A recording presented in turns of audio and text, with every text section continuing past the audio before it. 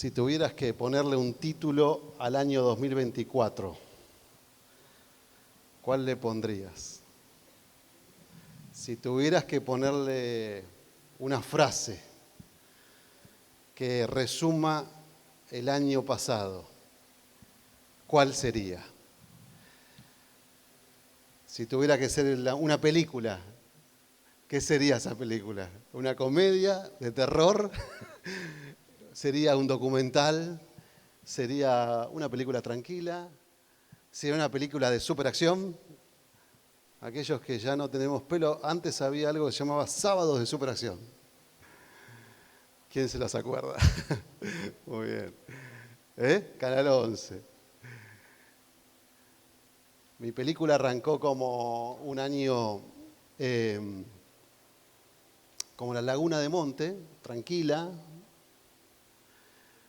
y terminó como aquellos que les gusta el mar, vean las olas de Nazaré que quedan en Portugal. Son las olas más grandes del mundo, pero el Señor siempre estuvo presente. ¿Cómo fue tu año, el 2024? ¿Saben? Quisiera que antes de ir a la palabra tengamos un tiempo de oración. Quizás este mensaje sea algo que pueda servir, estoy seguro, a tu vida para prepararte para este año. Estamos en el mes de enero y es siempre el mes en donde hacemos balances, quizás en diciembre, de lo que fue el año, pero planificamos el año que viene, ¿no? Solamente cambia la fecha, pero no es tan así. Sabemos de que tenemos un año por delante y qué bueno es vivirlo tomado de la mano de Dios. Amén. ¿Oramos? Padre, gracias, Señor, porque sabemos de que tu palabra tiene poder, pero que también es viva. Y tu palabra, Señor, cuando tú la envías, cumple el propósito para el cual la envías. Gracias, Señor, porque para algunos podrá ser, como dice la misma palabra, que dice que es miel al paladar, dulce. Para otros podrá ser una roca que rompe la piedra, un martillo, una espada que penetra el corazón, discierne los pensamientos, va a lo más profundo de la vida. Para otros podrá ser un faro de guía, para otros podrá ser consejo, y para muchos de nosotros ha sido, Señor, luz y guía hacia la cruz de Cristo para salvación, porque por fe creemos, pero la fe viene por el oír y el oír por la palabra de Dios. Señor, me quiero esconder detrás de ti para que seas el que hables y que seas tú, Señor, el que trabaje a través de tu Espíritu Santo en cada uno de nosotros. En el nombre de Jesús. Amén. Hay una frase que el año 2024, cuando hice el análisis del año 2023, un texto que está en Génesis, que le dice el ángel a Agar, no lo vamos a buscar porque vamos a basarnos en otro texto, pero le dice, ¿de dónde vienes? ¿Y a dónde vas? El ángel le dice a Agar, la sierva de Abraham, ¿de dónde vienes? ¿Y a dónde vas? Y cada vez que comienza un año, aunque no lo hagamos en forma sistemática o en forma escrita, todos nosotros por lo menos se nos cruza por la cabeza qué vamos a hacer este año. ¿Qué objetivos nos vamos a poner? ¿Cuáles son las metas para este año que comienza, en el 2025? Y quisiera que compartamos un texto que se encuentra en Isaías capítulo 50. Porque vamos a tomar como ejemplo al más grande de aquellos que han pisado sobre esta tierra, que fue Jesucristo.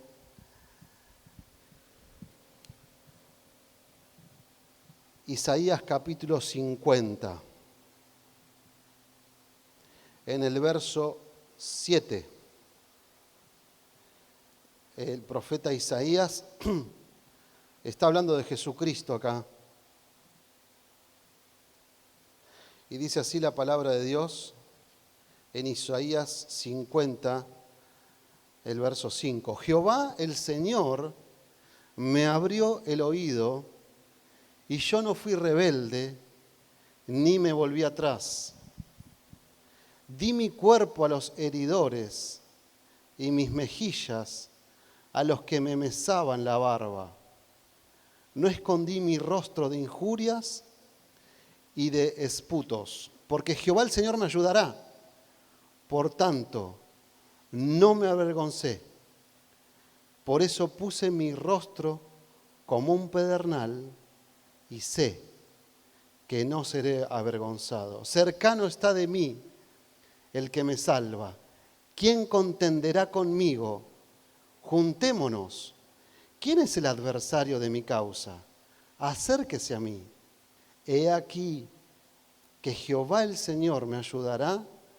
¿Quién hay que me condene? He aquí que todos ellos se envejecerán como ropa de vestir.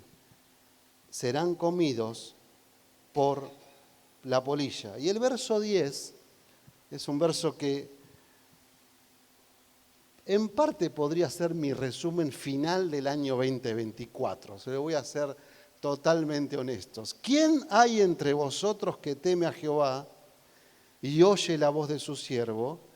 El que anda en tinieblas y carece de luz, confíe en el nombre de Jehová y apóyese en su Dios. Sí,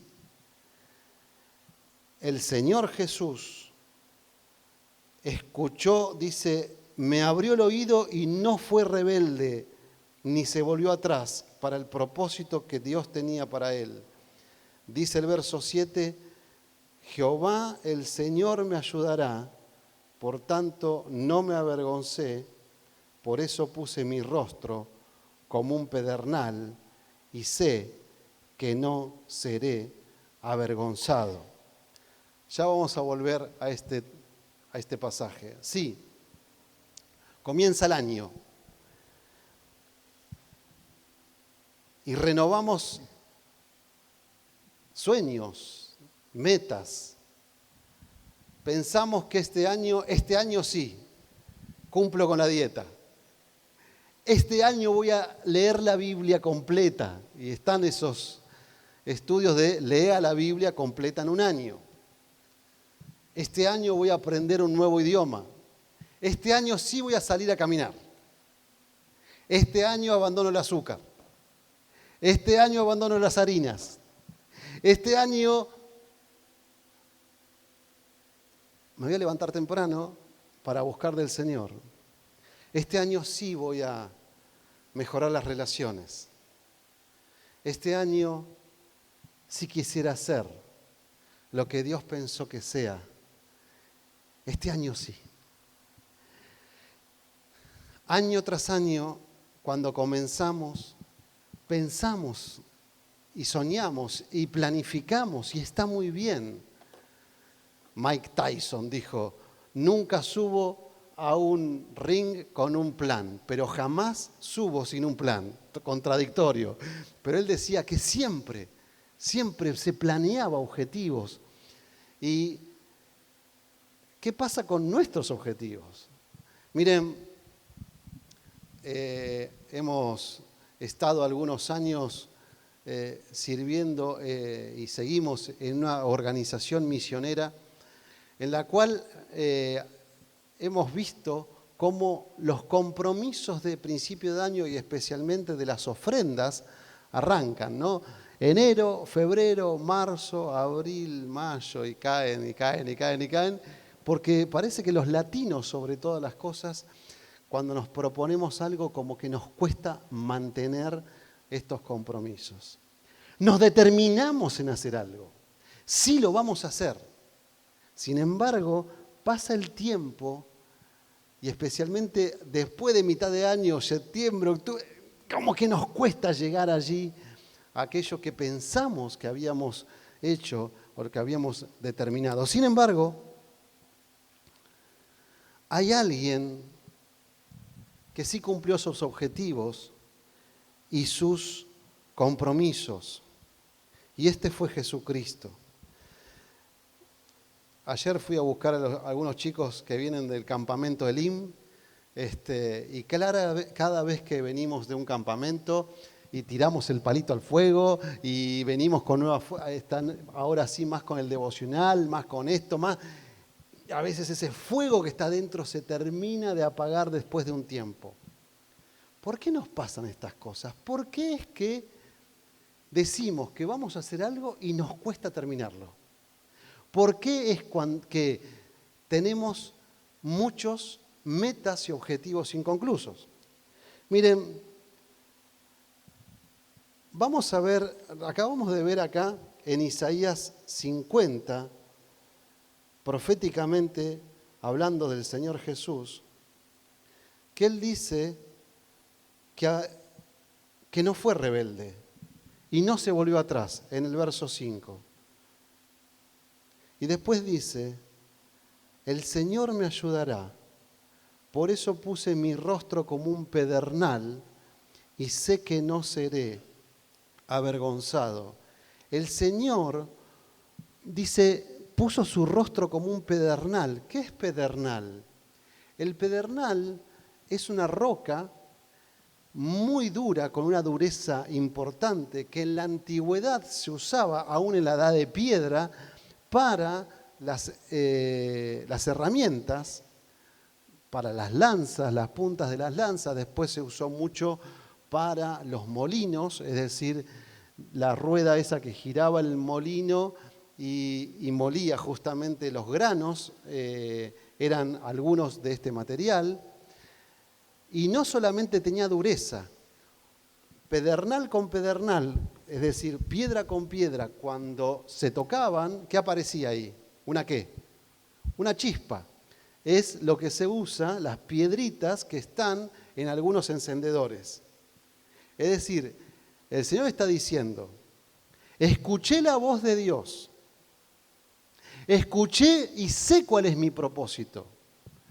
El Hijo, Dios Jesucristo, en acuerdo con Dios el Padre y con el Espíritu Santo, en el propósito que Dios puso Dios Padre, sobre la vida de su Hijo, Él dice, no fui rebelde y puse mi rostro como un pedernal, lo puse como una roca. Lo podemos decir con todo respeto, con cara de piedra. Lo está diciendo el Señor.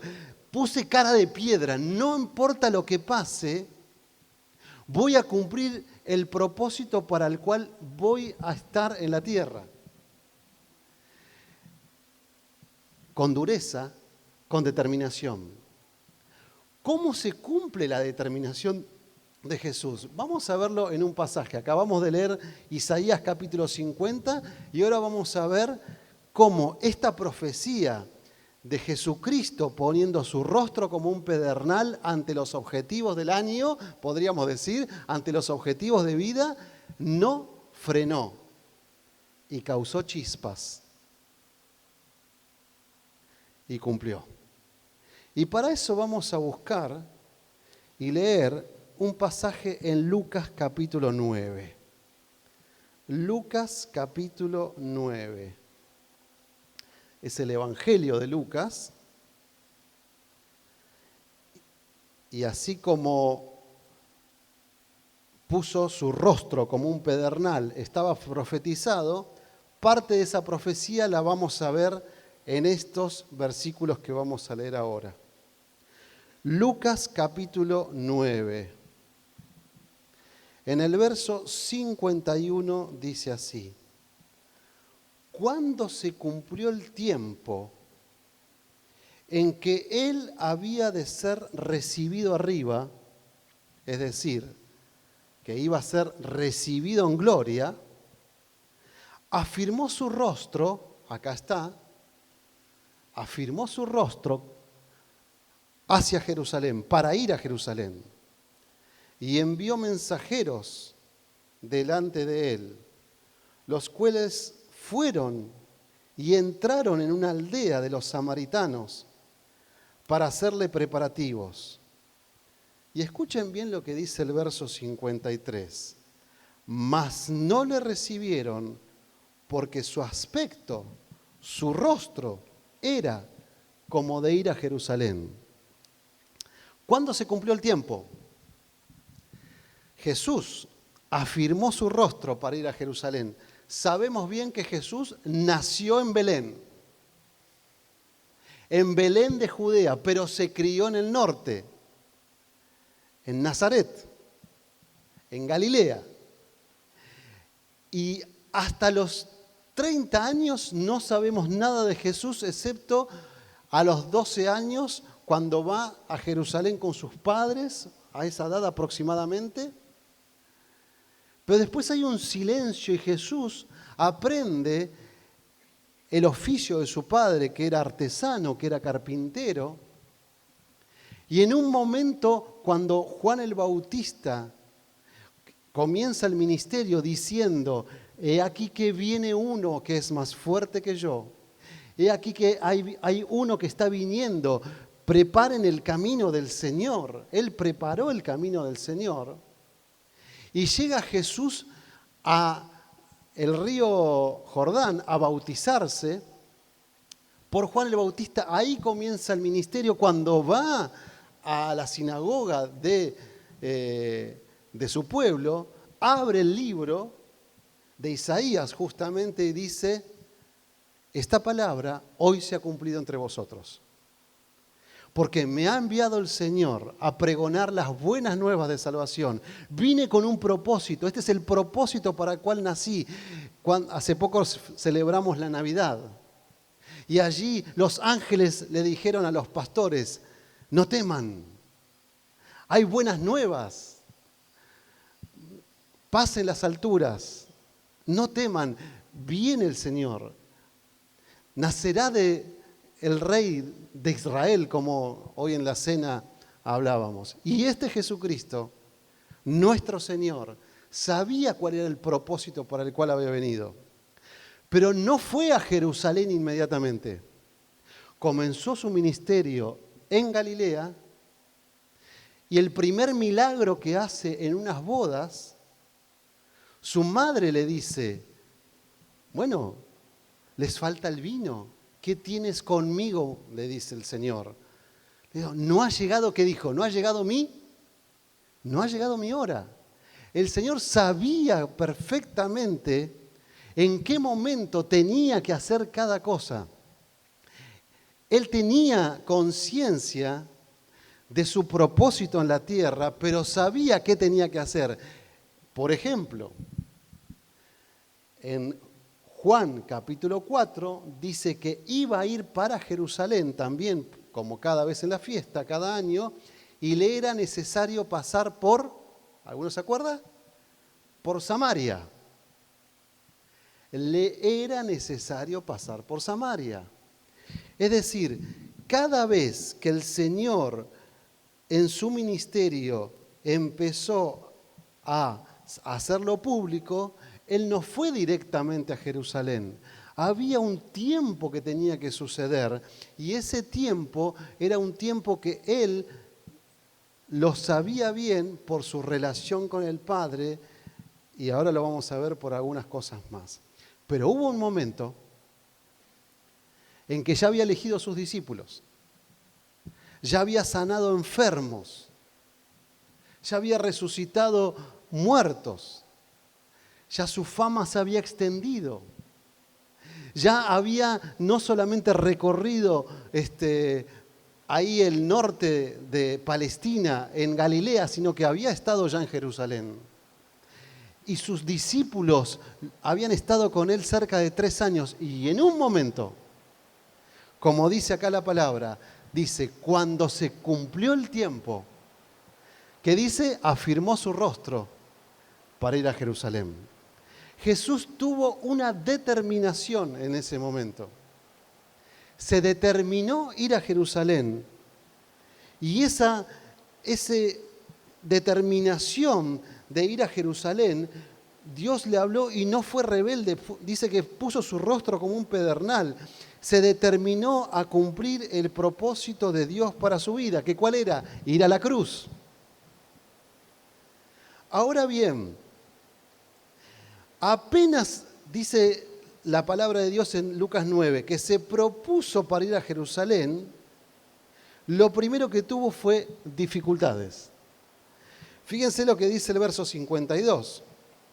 Y envió mensajeros delante de él, los cuales fueron y entraron en una aldea de los samaritanos para hacerle preparativos, mas no le recibieron. Miren, queridos hermanos, cuando te propongas hacer la voluntad de Dios, va a haber dificultad. Cuando te propongas cumplir los objetivos que Dios y las metas que Dios ponga para tu vida, va a haber dificultades. Y va a haber dos tipos de dificultades. Primero, dificultades de afuera.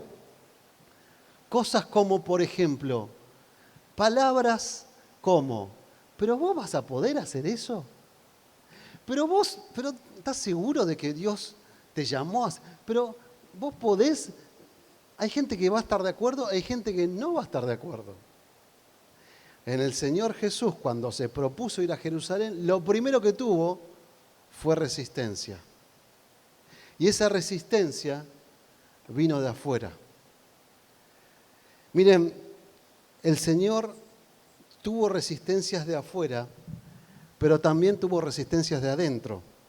Tuvo resistencias en su círculo íntimo al querer ir a Jerusalén. Voy a determinarme un poquito en también una de afuera. Cuando Jesús empieza a ir a Jerusalén, los primeros que se oponen son samaritanos. Pero hay alguien que se entera y le dice, no vengas a Jerusalén. El Señor tenía que ir allá. Y le dice, no vengas. Está en Lucas capítulo 13, en el verso 22. Dice, pasaba Jesús por ciudades y aldeas, enseñando y encaminándose a Jerusalén. Verso 31. Aquel mismo día, acuérdense, ¿a dónde iba? A Jerusalén. Llegaron unos fariseos diciéndole, sal, vete de aquí, porque Herodes te quiere matar. Y Jesús dijo, díganle al querido Herodes, díganle al excelentísimo Herodes, le dijo así, no, díganle, vayan y díganle a aquella zorra, he aquí hecho fuera demonios y hago curaciones hoy y mañana, y al tercer día termino mi obra. Sin embargo, verso 33, es necesario que hoy y mañana y pasado mañana siga mi camino. Subrayen eso en algún momento. Es necesario que hoy, mañana y pasado mañana siga mi camino. ¿Qué hubiera pasado si Jesús, ante la primera adversidad, hubiera desistido? ¿Qué hubiera pasado si manda a los discípulos, vayan a aquella ciudad para que vamos camino a Jerusalén? Y dice, no te reciben. Bueno, entonces nos vamos. Y bueno,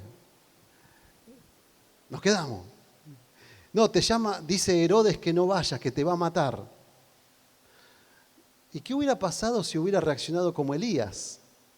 Cuando escucha de Jezabel que lo quería matar, dice que salió corriendo y se fue y se escondió en una cueva. ¿Qué hubiera pasado con Jesús si no hubiera tenido la determinación de seguir camino a la cruz?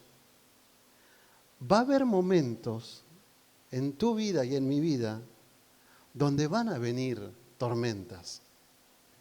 Lo dice la palabra de Dios. Jesús mismo lo dijo.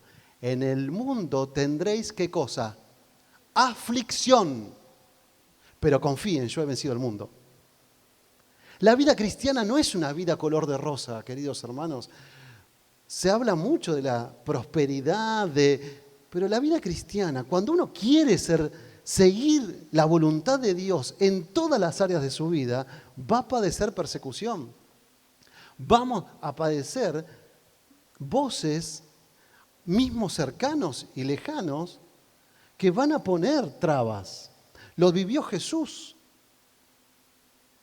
Cuando quieras hacer la voluntad de Dios, va a haber oposición. Sin embargo, Jesucristo no desestimó y no frenó el propósito de Dios para su vida, sino que se determinó ir a la cruz. Pero no solamente tuvo oposición de afuera, de gente externa, tuvo también de gente muy cercana. ¿Recuerdan quiénes? Mateo capítulo 16. Mateo capítulo 16. Había 3 de sus amigos, de sus discípulos más cercanos, Juan, Jacobo y Pedro. Mateo 16, 21. Desde entonces comenzó Jesús a declarar a sus discípulos que le era necesario ir ¿a dónde? A Jerusalén. Y padecer mucho de los ancianos, de los principales sacerdotes y de los escribas, y ser muerto y resucitar al tercer día. Entonces Pedro, tomándolo aparte, comenzó a reconvenirle diciendo: Señor, ten compasión de ti, en ninguna manera esto te acontezca. Pero él, volviéndose, dijo a Pedro: quítate delante de mí, Satanás, me eres tropiezo, no pones la mira en las cosas de Dios, sino en las de los hombres. Entonces Jesús dijo: si alguno quiere venir en pos de mí, niéguese a sí mismo, tome su cruz y sígame, porque todo el que quiera salvar su vida, la perderá, y todo el que pierda su vida por causa de mí, la hallará. Pedro, el círculo más cercano de Jesús: Señor, no vayas, no vayas. Y hubo otro que también Pedro lo negó, Judas lo traicionó y todos lo dejaron solos. Pero hubo alguien, en última instancia, en el último momento, que Jesús tuvo que luchar para que su determinación y la voluntad se quiebre y se cumpla la del mismo, la del Señor. Hubo alguien que se opuso a ir a la cruz, que se resistió, vamos a decirlo de esta manera, a ir a la cruz. ¿Y quién fue? Fue Jesús mismo. Padre, si es posible, pasa de mí esta copa, pero no se haga mi voluntad, sino la tuya. Jesús, aún sin pecado, mostró en su humanidad que su determinación aún necesitaba apoyarse en su Padre para llegar a la cruz. Cuando queremos hacer la voluntad de Dios, va a haber oposición externa, oposición cercana y también oposición interna. El peor enemigo a veces no es el diablo, somos nosotros mismos. Somos nosotros mismos cuando escuchamos esa voz interna de no podés, no tenés, no sabés. Escuchamos esa voz interna de ya lo intentaste tantas veces, ¿para qué lo vas a intentar de vuelta? Escuchamos esa voz interna decir, viste, caíste de vuelta con la misma piedra. El Señor ya no te va. Ya el propósito, esa palabra que recibiste hace muchos años, eso que pensaste con los dones que Dios te dio, ya pasó el tiempo, ya estás anciano, ya estás grande para estas cosas. ¿Por qué meterte en algo que Esas voces que vienen son las que nos frenan y nos determinan. Al principio dijimos, sí, sí, Señor, acá vamos a estar, acá vamos a hacerlo. Son esas voces las que el Señor dice que Él mismo escuchó. Y obviamente hay un enemigo que es el diablo, que va a intentar por todas maneras frenar el propósito de Dios para nuestras vidas. Sin embargo, Dios, el Señor Jesús, se mantuvo firme hasta en la cruz. Lo podemos ver hasta el final y no voy a entrar en detalle lo que pasó en la cruz. Pero si eres el Hijo de Dios, desciende de la cruz. Aún en los últimos momentos hubo personas que se resistieron a que Jesús cumpla el propósito para el cual iba a Jerusalén, que era a morir en la cruz. Y no se bajó. Y cumplió el propósito de Dios. Y murió y resucitó. Y todos nosotros somos beneficiados por esa determinación que tuvo el Señor. Quiero leer un pasaje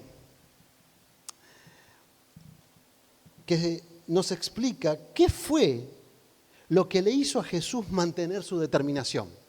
¿Por qué es que Jesús, acuérdense que fue esto, no me acuerdo la palabra teológica, cómo es, Jesús hombre y Jesús Dios encarnado, que está en Filipenses capítulo 2, haya pues en vosotros este sentir que hubo en Cristo Jesús, siendo en forma de Dios, no estimó el ser igual a Dios, sino que era Dios, pero cuando vino a la tierra tuvo nuestros mismos dolores, nuestras mismas debilidades, aún sin pecado. Pero ¿qué hizo Jesús? ¿Qué mantuvo a Jesús en esa determinación?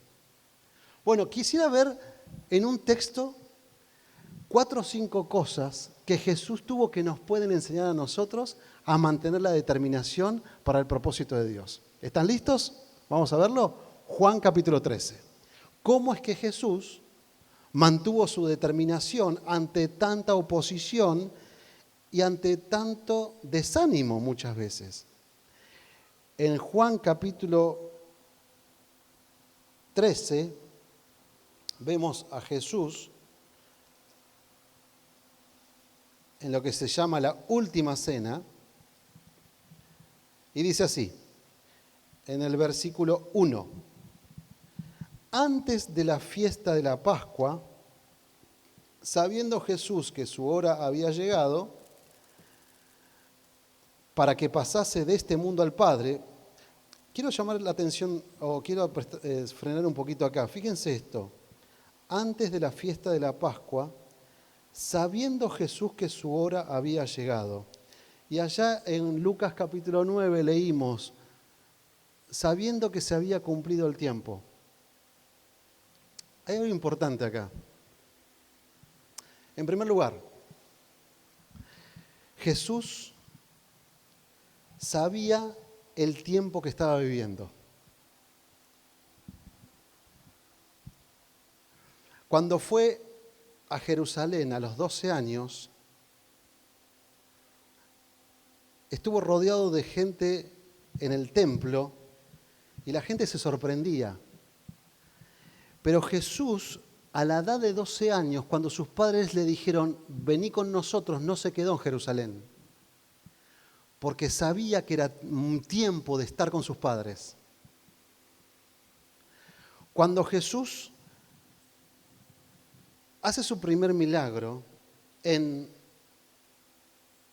Caná de Galilea, le dice a la madre, todavía mi hora no ha llegado. Sabía el tiempo en el que estaba, principiando su ministerio. Cuando llega, después de 3 años con sus apóstoles y sus discípulos, sabía Jesús que era momento de ir a la cruz. ¿Qué hace? Afirma su rostro para ir a Jerusalén. Cuando llega a la última cena, sabiendo que había llegado su hora, decide hacer esto que vamos a leer ahora. La pregunta es la siguiente. ¿Sabes en qué tiempo estás viviendo? ¿Sabes cuál es el momento de tu vida que estás viviendo? Miren, algunos dicen que hay 3 momentos en la vida. El momento de aprender, el momento de producir y el momento de dejar un legado. El momento de aprender es desde la niñez hasta la adolescencia, la juventud, donde aprendemos. Hace poquito me llamó un chico de Rosario que lo conocí en un campamento y tenemos la misma profesión y me llamó porque tiene su primer trabajo. Y está preocupadísimo de cómo puede dar a la compañía, a la empresa. Tengo que dar. Y le dije, monstruo, es momento de aprender. Vas a dar mucho, pero este es momento de aprender. La pregunta es, ¿en qué etapa de la vida estás? ¿En qué etapa de tu vida estás hoy? Como padre. No, lo que pasa es que pobrecito, tengo que cuidar a mis hijos, sí. Déjalo que duerma un poquito más, tiene 30 años, querido, que se levante. Todos tenemos nuestra etapa, nuestro momento de vida. Tenemos que saber dónde estamos en la etapa de la vida. Porque, ¿qué es lo que está pasando con esta cultura que está sucediendo? Mujeres que en un momento deciden potenciar su carrera, a los 40, 45 años quieren formar una familia y no pueden. Ya, digamos, mismo quieren tener hijos a cierta edad. Miren, es un tema cultural. Hay culturas que tienen niños a los 12, 13, 14, 15 años. Lo que pregunto es, ¿en qué etapa de la vida estás? ¿Tenés bien claro dónde estás parado? ¿Tenés bien claro como Jesucristo tenía claro? ¿Y en qué momento? ¿Cómo nos damos cuenta para saber las prioridades, qué decir que sí, qué decir que no? Tienen que ver con las etapas de la vida. Tienen que ver con el momento de la vida. Sabemos cuándo decir que sí, cuándo decir que no, cuando Dios nos marca, este es el tiempo. Y a veces confundimos las cosas. Miren, hace un tiempo atrás, varios años atrás, estábamos sirviendo en otra iglesia. No en esta iglesia, ¿eh? En esta iglesia no pasan estas cosas, pasaba en otra iglesia. Vino un chico, nosotros estábamos como pastores de jóvenes en una iglesia un tiempo, no fue tanto tiempo, pero vino un chico que tocaba los instrumentos y se acercó y entonces le pregunté, ¿cómo venís con la...? Me estoy moviendo mucho, Esteban, ¿no? Me voy a quedar quieto, porque si no Esteban está... vino un chico que le pregunté, ¿cómo venís con los estudios? No, dice, me enojé recién con mi mamá, porque con mi vieja, dice, porque yo le dije, no, primero el Señor. ¿Pero tenés que rendir el examen? Sí, no, pero primero el Señor, vine acá a ensayar. Digo, ¡tum! Andá a tu casa a estudiar, flaco, ¿está bien? Tu prioridad es ahí en este momento. Tenés que trabajar, tenés que estudiar. Ya va a haber momentos donde tengas que... Porque los tiempos son importantes. Hay un texto que está en Eclesiastés que dice el Señor, todo lo hizo hermoso en su tiempo. Todo lo hizo hermoso en su tiempo. Hernán, ya no tenés 20 años, me di cuenta. Estuvimos ahora en diciembre en un retiro misionero en Córdoba. Claro, en un momento, ahí estaba en la ladera del cerro, dijeron, vamos a subir el cerro. ¿Y yo qué dije? Obvio, vamos, ¿está bien? Y eran todos de 20, 30 años y Susana y yo 50, ¿está bien? Entonces nos pusimos las zapatillas, gorrito, miren el sol como me lo tomé todo, yo ahí no importa. Digo, vamos. Ya no estamos para estos trotes, Susi. Llegamos hasta los 20 minutos y bajamos. Tenemos que saber los tiempos que estamos viviendo. ¿En qué tiempo de la vida estás? ¿Cuál es el kairos de Dios para tu vida? ¿Cuál es el momento? No vivas ni atrás ni adelante. Todo lo hizo hermoso en su tiempo. ¿Amén? En primer lugar, conocer el tiempo que estás viviendo. En segundo lugar, antes de la fiesta de la Pascua, sabiendo Jesús que su hora había llegado, para que pasase de este mundo al Padre, como había amado a los suyos que estaban en el mundo, los amó hasta el fin. Y cuando cenaban, como el diablo ya había puesto en el corazón de Judas Iscariote, hijo de Simón, que le entregase, sabiendo Jesús que el Padre le había dado todas las cosas en las manos y que había salido de Dios y a Dios iba, se levantó de la cena y se quitó su manto y tomando una toalla, se la ciñó. ¿Por qué Dios hizo eso en ese momento? ¿Por qué no lo hizo 5 años antes, 3 años antes, al principio? ¿O por qué no lo hizo después cuando resucitó? Porque era el momento de hacerlo. El lavado de los pies de los discípulos, Jesús mismo lo explica después, era una enseñanza profunda del amor de Dios hacia sus más queridos. Dice que los amó hasta el fin. Jesús hizo las cosas en determinado momento y las fue completando. Fue en ese momento que le dio el pan mojado en la salsa a Judas. Eso significaba que cuando se le daba de comer en la boca al invitado, era el invitado especial, estaba mostrando el amor que le tenía. Jesús quiso mostrar el amor completo a sus discípulos, lavándole los pies de sus discípulos, pero lo hizo en ese momento, para que vean que el siervo la actitud de servicio que tenía, y que iba a dar su vida por ellos. No lo hizo antes, no lo hizo después, sino que se enfocó en lo que estaba haciendo. Y si el primer aprendizaje que tenemos es saber qué tiempo vivimos, el segundo aprendizaje es que Jesús fue determinante porque hizo una cosa a la vez. Se le llama la ley del enfoque. Y él mismo enseña y dice, el que es fiel en lo poco, también es fiel en lo mucho. Miren, una de las razones por las cuales no cumplimos los objetivos es porque queremos hacer todo. Y porque hablamos mucho con Martín esto, ¿no? Vamos a cambiar el mundo, vamos a hacer esto, y después no hacemos nada. Una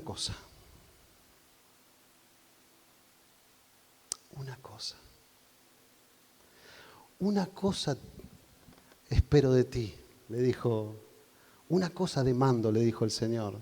Y María eligió esa cosa. Una sola cosa. ¿Cuál es esa cosa? Te pones objetivo, voy a llevarlo a las cosas prácticas. No abandones el azúcar, la harina, salgas a correr, vayas al gimnasio y plantes flores en tu patio, todas las cosas al mismo tiempo. Hacé una cosa. Se dice que un hábito se cambia después de 21 días. Cambia ese hábito. Después agarra otro. Después agarra otro. Después agarra otro. Voy a leer la Biblia completa. Sí, muy bien, pero empezá con un versículo. Empezá con un capítulo. Voy a visitar a todos los hermanos de la iglesia. Empezá por uno. Voy a ofrendar por las misiones. Empezá por uno. Voy a orar empezá por uno. La ley del enfoque. Y Jesús se enfocaba. Sabía en primer lugar los tiempos y en segundo lugar se enfocaba. En tercer lugar, repetimos esto, el verso 3, sabiendo Jesús que el Padre le había dado todas las cosas en las manos. Y acá hay un principio, y quiero acelerar por amor al tiempo. Primero sabía los tiempos. En segundo lugar, se enfocaba. En tercer lugar, estaba de acuerdo con el Padre. Y este es el principio del acuerdo. Ponete de acuerdo. Queridos esposos, pónganse de acuerdo. Hace poco estuve hablando con unos pastores, de los cuales él iba para allá y ella iba para allá. Y hablamos con Susi y decimos, ¿cuántas veces hacemos lo mismo y no nos ponemos de acuerdo? En primer lugar, ponete de acuerdo con Dios. En segundo lugar, ponete de acuerdo con tus seres amados, con los que tenés al lado. Hay un principio de poder, hay un resultado de bendición cuando nos ponemos de acuerdo. Está en la palabra de Dios. Y el Señor Jesús lo dijo. Si 2 o 3 de ustedes se pusieren de acuerdo en una cosa, ¿qué dice? Les será dado. Cuando hay acuerdo, hay bendición de Dios. Y cuando hay de acuerdo, hay presencia de Dios. Donde están 2 o 3 reunidos en mi nombre, estamos de acuerdo que estamos en el nombre que dice, yo estoy en medio. Si no hay acuerdo, no hay bendición. Si no hay acuerdo, no significa pensar igual. Significa ponerse de acuerdo. Ponete de acuerdo con un amigo. Ponete de acuerdo con tu esposa, con tu esposo. Ponete de acuerdo con tus hijos. Ponete de acuerdo con los líderes de la iglesia, con los pastores, con los ancianos. Ponete de acuerdo. Ponete de acuerdo con tu jefe. Ponete de acuerdo.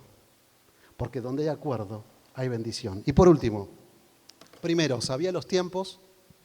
En segundo lugar, una cosa a la vez. En tercer lugar, principio del acuerdo. Y por último, sabiendo Jesús que el Padre le había dado todas las cosas y que había salido de Dios y a Dios iba. El principio del propósito. Te hago una pregunta. ¿Por qué vivís? ¿Cuál es el propósito por el cual vivís? Yo quiero reconocer algo. Los últimos meses del 2024 los viví sin tener en cuenta el propósito de Dios para mi vida. ¿Y saben qué? Me cansé. Me cansé. Cuando no sabes cuál es el propósito para el cual Dios te creó, te levantás y te acostás y la vida no tiene sentido, aunque seas cristiano. Hay 2 momentos en la vida del cristiano importantísimos. La primera cuando acepta a Cristo, la segunda es cuando reconoce y sabe cuál es el propósito para el cual Dios lo llamó, para el cual Dios te creó. Dios te creó con un propósito, que no significa que sea el mismo durante toda la vida. Va cambiando a veces. Está bien, todos vivimos para la gloria de Dios. Ok, pero en este tiempo Jesús sabía que su propósito era glorificar a Dios y al Señor iba, este es mi propósito. Para esto he venido al mundo. ¿Para qué viniste al mundo? ¿Para qué Dios te puso en esa familia? ¿Para qué Dios te puso en ese trabajo? ¿Para qué Dios te puso en esta iglesia? ¿Para qué Dios te puso en este ministerio? ¿Para qué Dios te puso en la facultad? ¿Para qué? ¿Cuál es el propósito? Escribilo. Escribilo. No hay nada más importante para una persona que saber y conocer el propósito para el cual vive. Si no, no tiene sentido. Y Cristo nos trae sentido de vida. Por eso es que Adán y Eva pecaron, porque Satanás los desvió del propósito. Con que Dios os ha dicho, no, ustedes son importantes, ustedes pueden ser Dios. Perdieron el sentido de la vida. Por eso lo último, conoce tu propósito. Y viví para tu propósito. Voy a algo simple, vamos a lo concreto. Sos padre, sos esposo y sos trabajador. Primero, le voy a decir esto, en mi vida, ¿no? Digo, primer propósito, amar a mi esposa, amar a Dios sobre todas las cosas, amar a mi esposa y ser proveedor. Segundo, con mis hijos, proveer para guiar a mis hijos. Ya tengo propósito. Trabajador, ser el mejor trabajador, ya tengo un propósito. No busque, quiero cambiar el mundo, quiero ser Robin Hood. Pará, deja eso para otro momento. Hoy, andalo acá. Sé fiel en lo poco, en lo que Dios te dio en las manos. ¿Qué le dijo Dios a Moisés? ¿Qué tienes en tu mano? Lo que tenés en tu mano, el propósito. Y bonus track. y con esto termino. Si querés ponerte un objetivo para este año, sobre toda cosa guardada, guarda tu corazón. Miren, hablando con este matrimonio, hacían tantas cosas, muchísimas cosas, cumplían sus objetivos, pero llegaban a casa y vivían a las trompadas casi. No se hablaban, no discutían todo el tiempo. Venían a la iglesia y digo, Señor, mi vida. ¿Por qué el Señor dice sobre toda cosa guardada, sobre todo objetivo que pongas, guarda tu corazón, tu mente, la parte interior? Lo dice la misma palabra de Dios en Proverbios capítulo 4, verso 23. Sobre toda cosa guardada, guarda tu corazón, porque de él, ¿qué cosa? De él mana, sale, todo sale de adentro. Como es adentro, es afuera. De las raíces del árbol, así es el fruto. De lo que es en el secreto, así es en público. De lo que hacemos en la intimidad. De la abundancia del corazón, ¿qué dice? Habla la boca. Sobre toda cosa guardada, guarda tu corazón. Pone objetivos por tu carácter. Los digo de vuelta, queridos hermanos. Pone objetivos por tu carácter. Nos aplauden por las cosas que hacemos, pero al Señor no le interesa la acción, le interesa el corazón. No mires lo de afuera, yo miro lo de adentro. ¿Cómo está tu corazón? A veces es difícil prender la luz. Hernán, si ustedes conocían lo que yo pienso, lo que siento, me daría vergüenza. Sobre toda cosa guardada, guarda tu corazón. Y Jesús guardaba su corazón. Por eso pasaba tiempo con el Señor orando. Amén. 2025, ¿cómo va a ser tu año? En primer lugar, pedirle a Dios sabiduría para entender el tiempo que estás viviendo. En segundo lugar, una cosa a la vez, como Jesús. En tercer lugar, me perdí. En tercer lugar, no entiendo. Principio del acuerdo. Ponete de acuerdo con Dios, ponete de acuerdo con tus seres queridos, ponete de acuerdo con vos mismo, con vos misma. En cuarto lugar, el principio del propósito. Conoce tu propósito. Pregúntale a otros, ¿en qué me ves? ¿Para qué Dios me llamó? Y en quinto lugar, sobre toda cosa guardada, guarda tu corazón. Amén. ¿Oramos? Cierra tus ojos. Padre, gracias por tu palabra. Primero me hizo bien a mí, Señor, escuchar esto. Escuchar de la importancia, y Hernán, cuántas veces dejas de cuidar tu corazón y así te terminas. Cuántas veces perdés de vista el propósito para el cual te creé, dice el Señor. Señor, ayúdanos a relacionarnos y ponernos de acuerdo contigo. Este es el tiempo que estoy viviendo. Ayúdame a ser responsable con las pequeñas cosas, grandes cosas que pusiste en mis propias manos. Y bendice este año, Señor. Ponemos este año en tus manos. Señor, dame el valor para enfrentar y hacer pequeños cambios que afectan mi relación contigo o mi relación con otros. Y Señor, gracias por tus promesas y gracias porque nos vas a ayudar.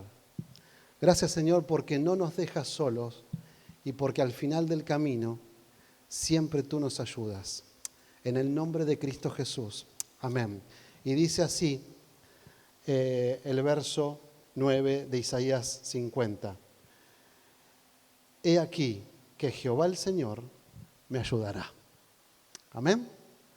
Entonces, todo lo que Dios ponga en tu corazón, pone esta promesa también al lado de esos objetivos y de esas metas. El Señor Jesús, el Señor mismo, te va a ayudar.